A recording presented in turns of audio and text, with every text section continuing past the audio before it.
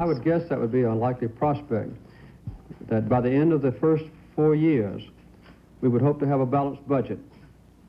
We would anticipate a 5 to 6% annual growth rate in our economy, which is compatible with what it was under Johnson and Kennedy before the Vietnam War started. That our goal would be to get unemployment down to the 4 to 4.5% level. The Carter presidency, he said, would be described as one of fiscal conservatism. I believe in balanced budgets, and before my term is over, I intend for the federal budget to be balanced. I don't believe in wasting money. I believe in careful, long-range planning. I believe in giving cabinet members maximum authority.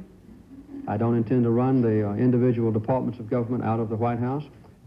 Mr. Carter has an elaborate scheme to let the public know just who he is interviewing for the 75 top jobs in government, running the risk, he admits, of political embarrassment for the losers.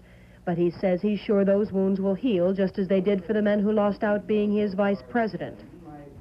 And I think the same thing would apply in this instance. If I should consider 8 or 10 people for Secretary of Defense or Secretary of State, and I can only obviously choose one for each of those positions, there would be deputy and assistant secretaryships available if they would prefer them.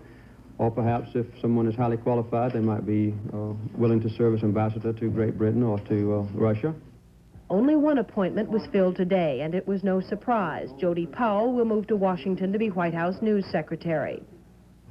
I wanted to get this announcement done early because I felt that if we delayed it further, it might take away from the importance of the appointment of Secretary of State or Secretary of Defense. The talent search will continue this week and next when the president-elect heads to Washington to meet face-to-face with the Ford administration cabinet members he will be replacing.